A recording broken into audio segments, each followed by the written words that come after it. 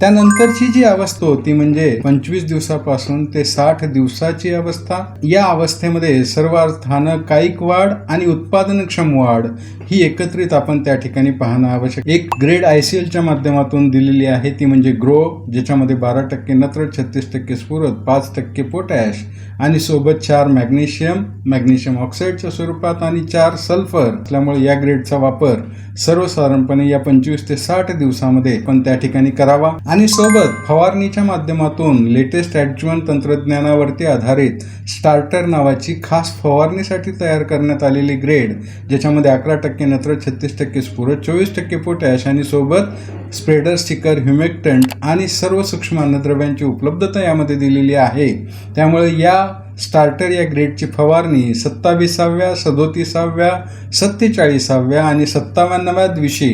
कमीत कमी 5 ग्रॅम प्रति लिटर पाणी याप्रमाणे घेऊन फवारणी करावी, जेणेकरून सुरुवातीची वाढ आणि ज्याला आपल्याला म्हणता येईल उत्पादनक्षम वाढ म्हणजेच फुलधारणा आणि एकंदरीत झाडाची उंची आणि एकंदरीत फळफांद्या याचा विकास हा अत्यंत चांगल्या प्रकारे या ठिकाणी होईल.